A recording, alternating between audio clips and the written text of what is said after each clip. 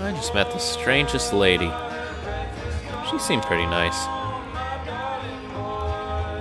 I hope we see her again. Those are the three that were playing the board game back in the basement, by the way.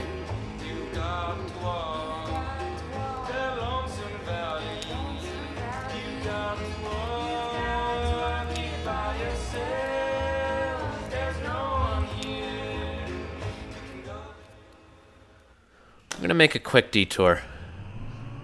Hey, tree on fire.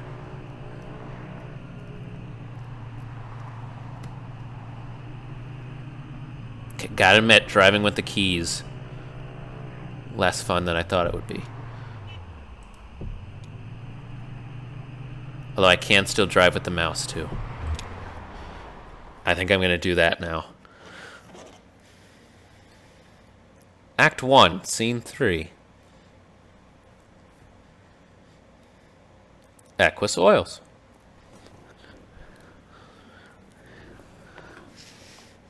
There's a very important person here that I have to meet with. There you are.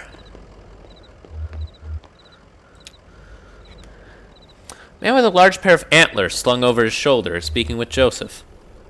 Fun. That's only a few miles outside of Hodgenville anyway. I don't think you could do much better for accessibility. They got that new gas station if folks get lost. But maybe they should feel lost. Joseph, just as lost as then as we are always already lost. Just like poor... What the itinerant Silas, wandering the road, looking for a home. Okay, gotta admit, that was confusing. Well, that's a way to look at it, I guess. Well, hello, I heard that old truck rumble on up. How's Blue? Say, maybe you can help this fellow. He's looking for a venue. Is that how you said it right? Sure, I know a furniture warehouse you could probably break into. This isn't some illegal drug party, but I'm obliged you'd stop a moment to help me work this through. Let me explain my charge. I've dedicated my last 12 years to the design and orchestration of my life's greatest work, a grand, broadly experimental theatrical adaptation of The Death of the Hired Man by Robert Frost. How do you mean experimental? Well, drama really is my second love. My higher calling is pseudoscience. Yep, pseudoscience. Pseudoscience is the eternally fruitful marriage of the whimsy and process that has yielded such poetic specimens as astrology, phrenology, canals on Mars, and homeopathic medicine. All kind of bull. I hope I have the time to explain how my pseudoscientific theory poetics find expression in this play.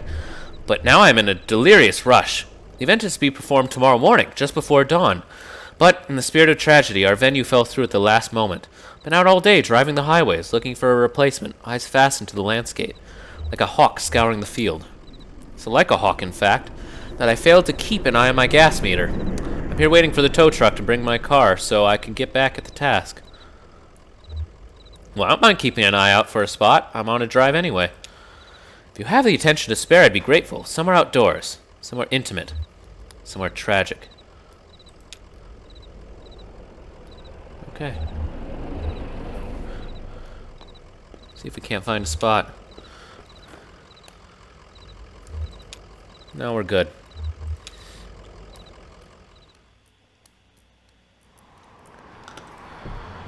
We need to not drive that way. We need to go up this way.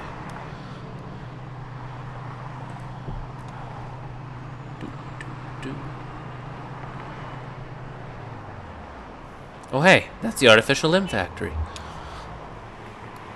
A creek runs alongside the highway and then turns towards a dirty brick building. A grinding drone from within the building is faintly audible from the interstate. Floodlights on the lawn illuminate smokestacks. At the edge of the building's parking lot, a large sign, partly obscured by trees, reads, Artificial Limb Factory.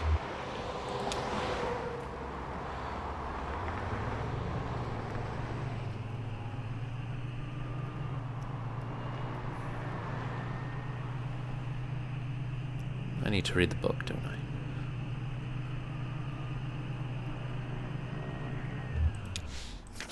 I know it's somewhere.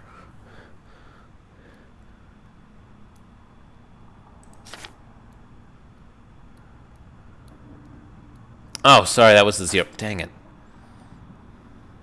Oh, by the lake. What counts as lake? Is this... looks like a lake. Perfect! Conway pulls into the bait shop parking lot. Vaulted above the road, on a thin steel bar, a handwritten sign reads, Live bait, minnows small, and also large for stripers, night crawlers, chips and beer. A green flyer hangs loosely from a bit of masking tape at eye level. To the shop's right, a dirt parking lot sprawls unevenly into the grass, and then eventually trees. The bait shop is open. Computer-printed type in a bold font surrounds a clip art illustration of a TV set. TV has eyes, arms, and legs. Shoulders are slouched. On the screen is a cartoon expression of exhausted nausea. Hot water bottle rests against its wire antenna. TV repair. No model too old. Inquire within. We do not sell digital converter boxes. Narrow aisles crowded with lures, reels, rods, and snacks divide the shop lengthwise from the entrance to the cashier's counter. The left wall is lined with churning tanks of water. The 3-ml tanks aren't labeled, and the water is too agitated to get a clear view of what's inside each one. The contents of the first tank are vaguely gray. The second is a muddy pink. The third is clear, but shiny silver flecks occasionally flash along its surface. Let's go diving. Conway's hand brushes against something roughly the size of his palm. Conway's hand comes into contact with a scaly, uneven surface. As he runs his fingers along the bottom, a bead of sweat bridges the inches from his temple to the water's surface. Something bites at his forearm. He recoils. The second tank. Conway's fingers slip through something fleshy but inert. The sensation is nauseating. Keep going. As his elbow passes into the pinkish mass, he realizes he's about to be sick from the smell and pulls away. I think the third tank is the most fun. Water seems to tremble with life. Conway can't tell if his hand is being nibbled by fish or massaged by the artificial current. As his eye is near the surface of the water, he can see something colorful glowing at the bottom of the tank. A tremor spreads from his elbow out to his fingertips and up to the base of his shoulder. His vision flickers. The water is running warm under his skin now. He has a sensation that something is about to snap. His eyes close. He lays on a rooftop, new shingles rough beneath his back, swelling in the noon sun. He's exhausted. It must have started before dawn. His legs are sore from holding stable on the uneven surface. His wrists from breaking old sealant. His fingers from carefully lifting shingles to hammer down new ones. His boss Ira yells from the idling truck below. He shades his eyes with his hand. Beer would be good. It's barely past noon, but he's worked a full day already. What could the harm be? Maybe a shot at the counter, just to get his eyes open. Then a beer. He could offer to drive into town for lunch and stop at that place on Cumberland. The cashier pushes Conway roughly on the shoulder. He's been talking, yelling maybe, but it's all an echo now. Conway looks up, his neck stiff with pain, his right palm still tingling. The cashier points to the tank, then above it to a few holes torn in the wall, nail holes from which an electric sign has come dislodged and fallen into the water. He helps Conway to his feet, looks at him pitifully, returns to the cash register. Now that we've electrocuted ourselves, let's talk to the man who saved our life, maybe. A wiry cashier stands behind the register, preoccupied with a Sudoku puzzle. How about basketball? I love basketball. Cashier switches on the radio. An AM sports broadcast is playing, but Conway can't be sure if it's meant to answer or to drown out his questions. A handwritten sign on the door behind the counter reads, TV repairs by appointment. Please consult with cashier. Cashier knocks a few times on the door and waits, occasionally glancing at his puzzle. After a few moments with no answer, he notices a smaller note written on the sign, reads it, then points it out to Conway. Weaver, I got your message. Have left for the old mine. Don't know if I will see you there or what. Ready either way. And we shall go to the mine.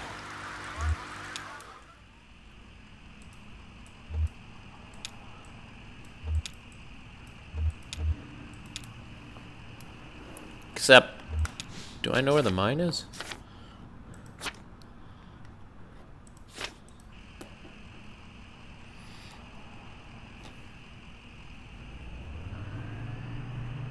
Guess we'll explore just a little bit. See what we can find.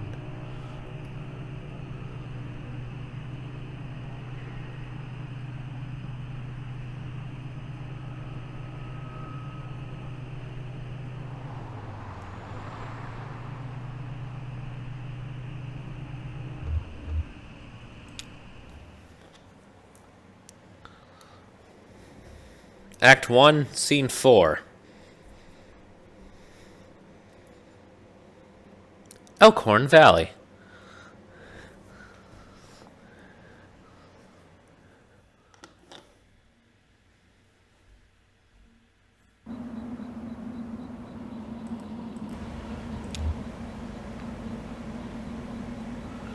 Conway brushes some dirt off Blue's hat. Blue has a hat?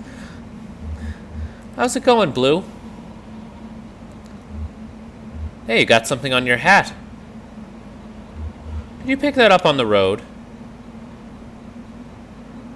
You like it out here, don't you? Picking up strange dirt on the road.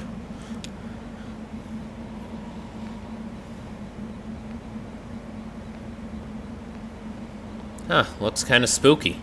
Guess we should go inside.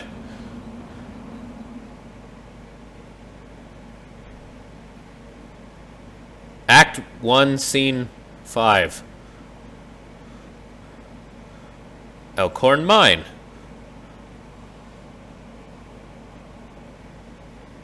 Okay, that one scene was very short. I'm glad this one's going to have something in it.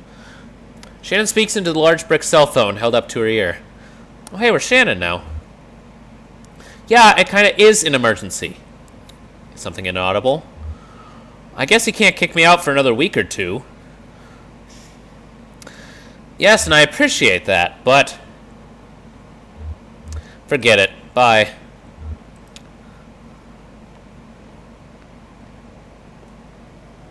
No work tomorrow. Excuse me, ma'am. I saw the light was on, and I'm looking for the on-ramp to... You here to kick me off the property? Oh, no. I guess you don't belong here either, do you? Do you work for the power company? Power company? Oh, no. I once worked for an electrician for a few weeks, but sort of drifted on before I really learned anything. I get it. You're a drunk. Nah, I do a pretty good job now. I keep sober. I've got a gig. Here's what it is. I drive deliveries for a shop called Lysette's Antiques. I'm out trying to finish this job.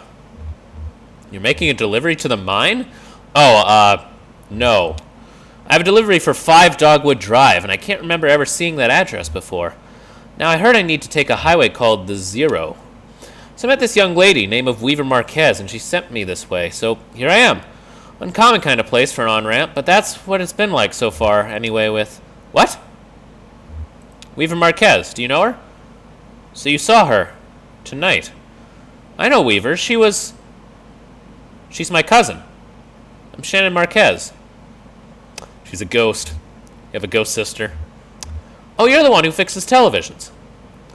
That's right. Did she tell you that too? Of course she did. Weaver doesn't lie. One time when we were younger, she told me my dad had been in a terrible car wreck. There was crushed metal everywhere, and we'd been hearing it echo through the house for years, she said. I was very upset, crying. Then my dad walked in the door. Just come back from a trip to the junkyard collecting scrap metal to fashion into wind chimes. I was angry, but she said it wasn't a joke, and it wasn't a lie. At the time I thought she meant it as a riddle or a puzzle. But Weaver's not a puzzle. She's a mystery. So what are you doing down here, Shannon? Gotta get the right inflection. I talked to Weaver earlier this evening, too. Or, anyway, she talked to me. It's hard to tell if she's listening sometimes. Weaver told me that I had to come down here to the old Elkhorn mine. She said I'd find something I've been looking for. Where'd you see Weaver? At my workshop. She just appeared. I hadn't seen her since a long time. It's not such a bad thing, you know, showing up now. All told, I'd rather not go down there alone. Your dog should stay up here, though. There's no place for a dog. It's an old mine. It runs pretty deep and tangled. We're going to go down into it, find your on-ramp, and whatever else. We've got to keep our bearings. I don't want to get turned around. Got some gear here to measure conductivity, frequency response, stuff like that. Maybe we can find a way to put a signal out ahead, do some analysis, and figure out what kind of topology we're up against. Sure, let's look around.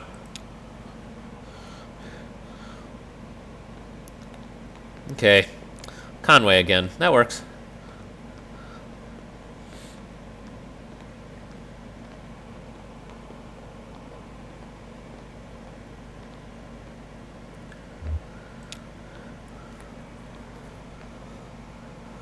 That runs into the mine's PA system. Do you think it still works?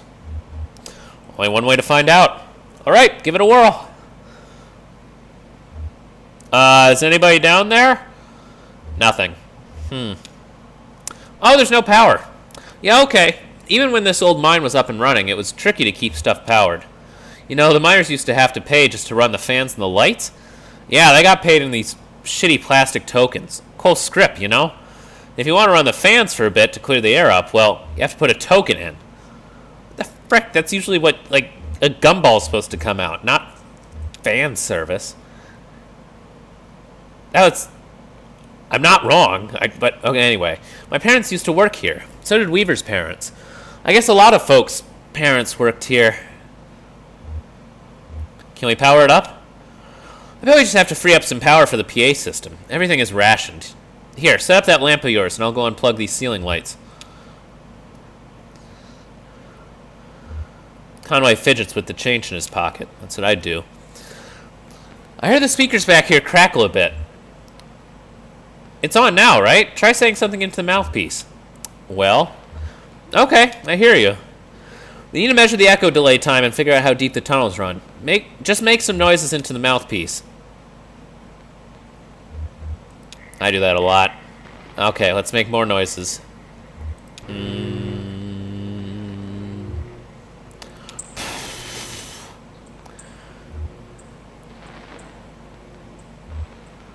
Damn, that's a long delay. These tunnels run deep, but some of them have ruptured or joined up with a cave system.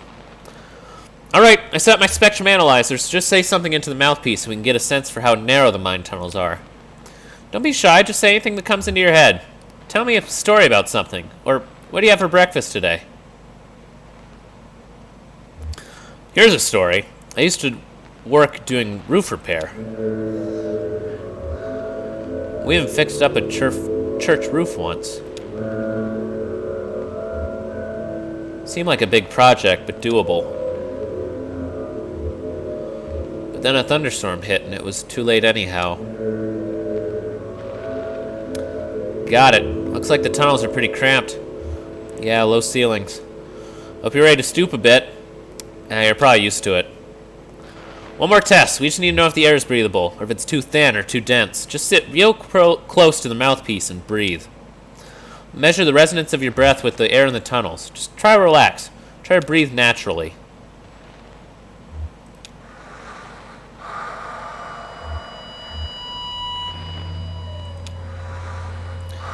Getting some pretty strong readings here. I think we're in good shape, but keep at it for a minute.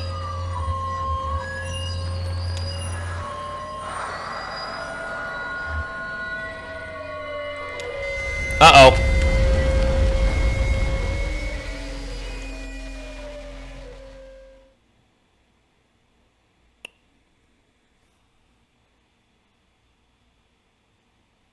Act 1, Scene 6. Elkhorn Mine.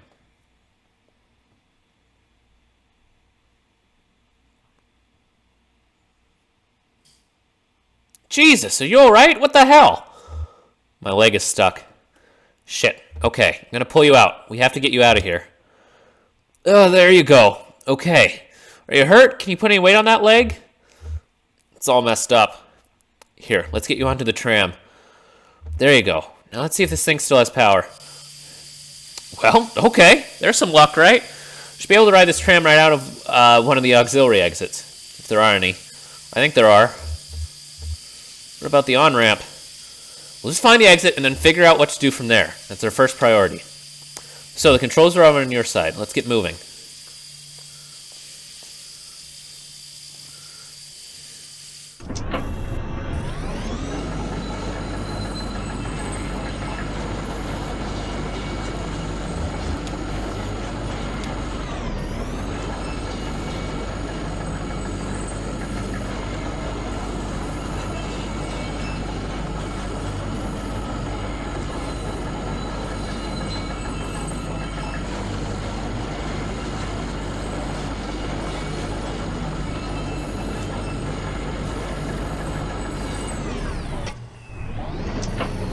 Oh boy. Yep, this has more directions than I thought. So that's oars and a scarecrow. I guess they set up there. What's down this path?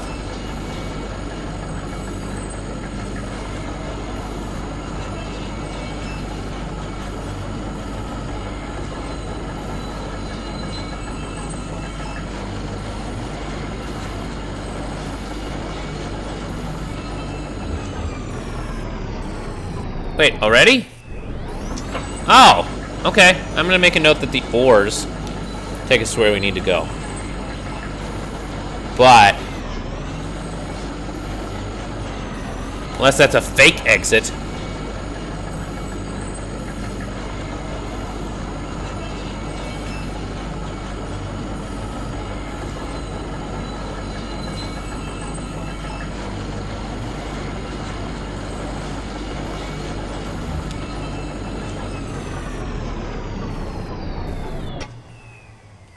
Oh, here we are. This may be hard to believe. It's hard for me to believe myself, but this whole branch was underwater last I heard. How'd that happen? Some careless miner, some unattended machine bored through into an underground lake. Water came in pretty fast, and a lot of folks got trapped in the tunnels. I only heard parts of how it went from there. Sanitized for the bereaved. You know how these big companies are. There's gossip, too. Trapped miners couldn't help get the pumps going because the power was rationed to shut all the lights off. Even then it wasn't enough. So I guess it was dark when they lost some people down here, didn't you? We all lost people down here. Well, not all of us. Most of us. Doesn't matter now. Look, this old turntable is still wired up. The controls are dead, but I can use my signal generator to switch tracks. Water hasn't damaged it too much. Or we can just keep heading down this tunnel. All this junk hanging up around the turntables from the company store. Just junk, you know? The miners would buy it and use it to decorate the place. Or as landmarks, I guess. Hard to know which way is which down here. It's also dim and gray. Shannon connects two clip leads from her signal generator to the turntable's electrical panel. We're on the track between the animal bones and the rowboat. So we will explore all of the paths. We're going to go to the pendulum and the casket.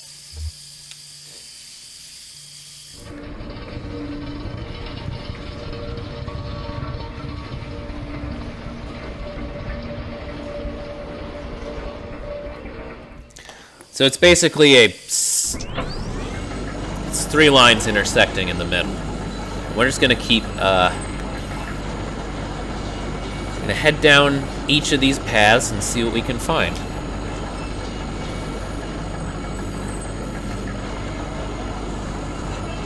So you don't want to miss out on some of the history lessons you can get here.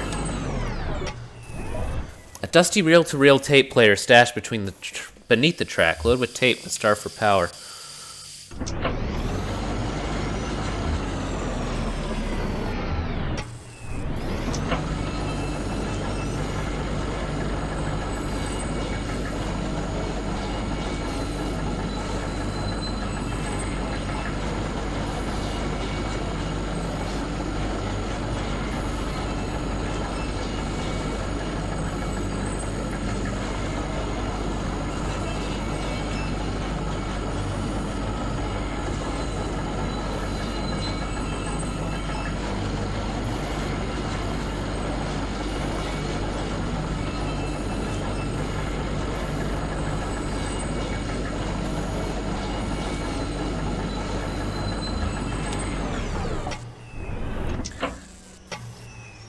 Damn, it's almost totally intact. I thought it would have been destroyed.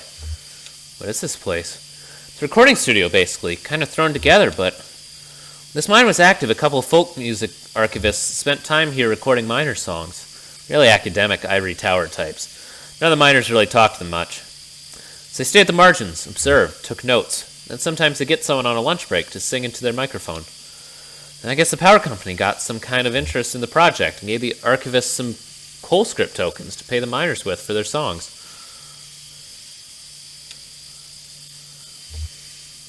What do you think the archivists were after? Data, I guess? Comparing intonation, subject matter, diction. You know, all those little details no one really thinks about when they listen to music. Yeah, our academics are great at that stuff. Let's get out of here.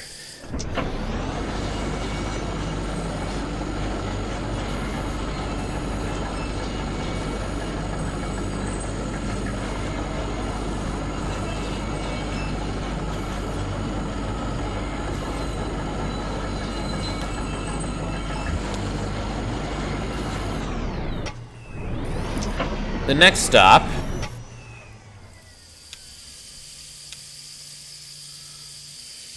the bat feeder and the scarecrow.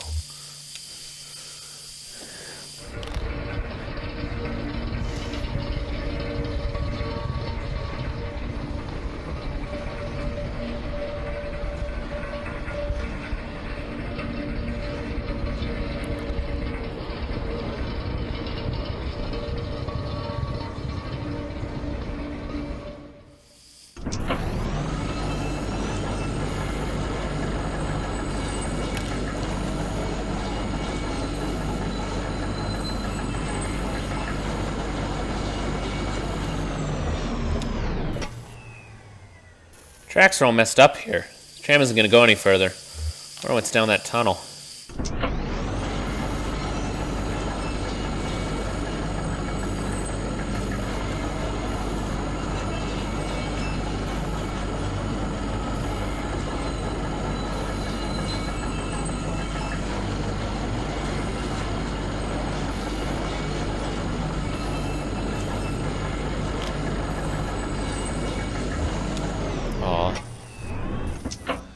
You hear that? Kind of a muffled rumbling.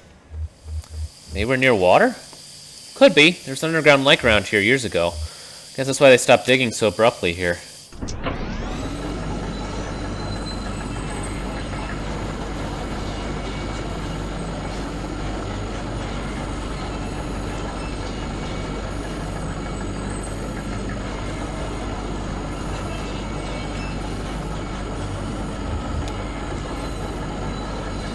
I always overshoot this thing.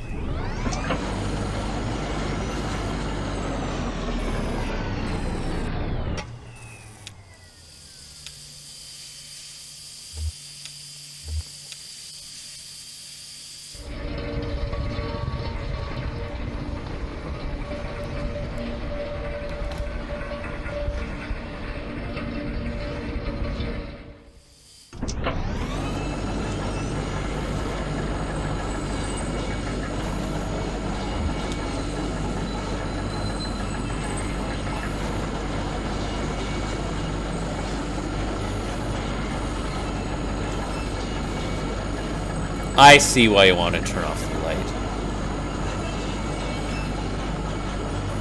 Now I'm terrified.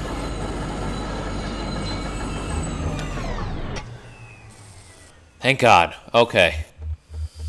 Let's go. Yeah, okay, that tunnel where the tracks were broken. I'd like to take a look down there.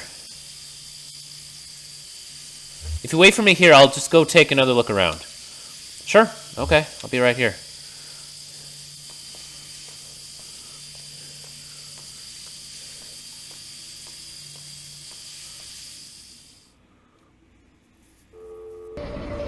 So I think there's another little achievement that I missed in here.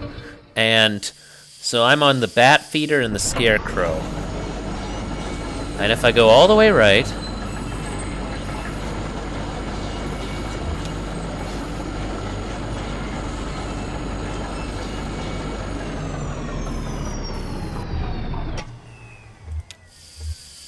I look at the broken track. Tracks are all messed up here. Tram isn't going any further. Wonder what's down that tunnel. In fact, I think that's the 0.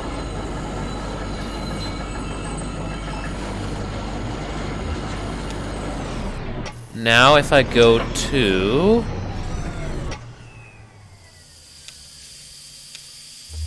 the animal bones and the rowboat.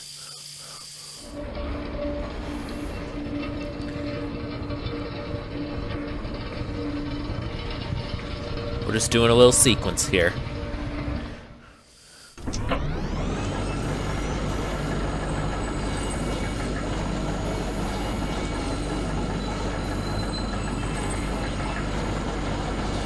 This should be the way out.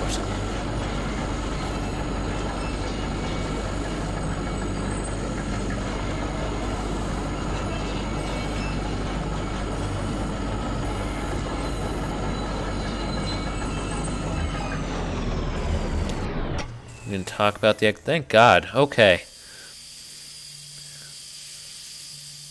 Let's go. Yeah, okay, that tunnel where the tracks are broken, I'd like to take a look down there. If you wait for me here, I'll just go take another look around. Sure, okay. I'll be right here.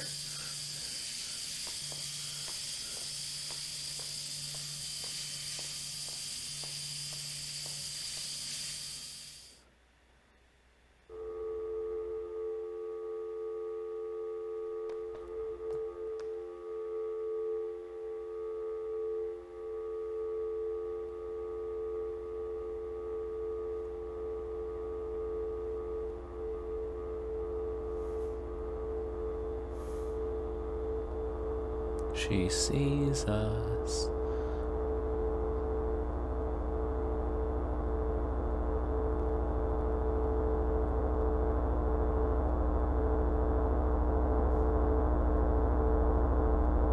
It's only this section that you can do this in.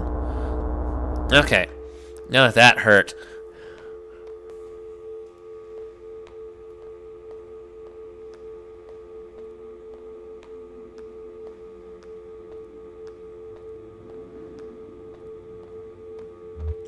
Oh.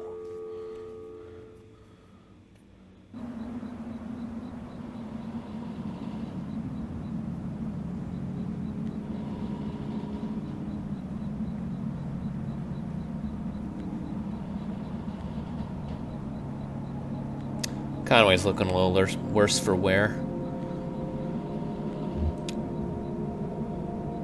Cramped shack is lined with wooden shelves. Dusty stacks of tape reels and notebooks crowd the room, but a bit of moonlight filters through a window near the ceiling. On a small desk in the middle of the room lay 3 notebooks. The red one is labeled J. Marquez. The green one is labeled R. Marquez. The blue one is unlabeled. In the red notebook, the pages are covered in disorganized notes, some written horizontally and others scribbled vertically into margins. A few pages are aligned more evenly and divided up into charts correlating seasons, lyrics, harmonies, and coal halls. In the green notebook, on each page is a delicately rendered charcoal drawing. Most are portraits of rugged faces. In the middle of the book, there are a few drawings of a young girl in a miner's helmet. She plays along the minecart tracks, collecting pieces of wire. One drawing another young girl sits nearby, intently studying a book. The blue notebook. The book is full of Greek letters and cryptic mathematical formulas. Near the back of the book, the first looks like it might be... Oh yeah, this place! These notebooks are labeled Marquez. Your parents are the archivists? No. Weaver's parents are the archivists. My parents were miners. How's the leg? I can walk on it, but it's painful. Well, I've got some painkillers here that would help you out. Is this, like, house now? I got them from a friend when I sprained my wrist installing a security system. You better let me drive, though. They're pretty strong. Yeah, maybe that's best. Don't worry, I've been driving since I was 9. Still need to find the 0. Well, it's like I told you, Weaver doesn't lie. She sent you here to find your on-ramp. This is where you should be looking. Or maybe you just weren't listening closely enough, and that's not exactly what she said. I saw Weaver at my workshop. That's up north by Lake Noland, right at Wax and Peonia, the back of the bait shop. Pretty glamorous, right? These are the times we live in. She's either up there or back at the farmhouse. Whichever you want to head to first, just let me know.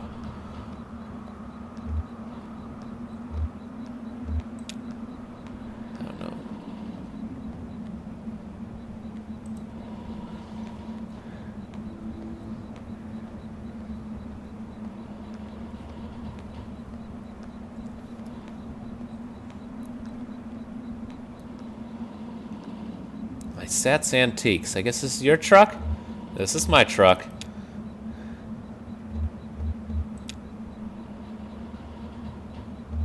Blue, this is Shannon. Nice to meet you, Blue. I got some dried banana slices in my bag. Would you like one? I don't really like them anyway.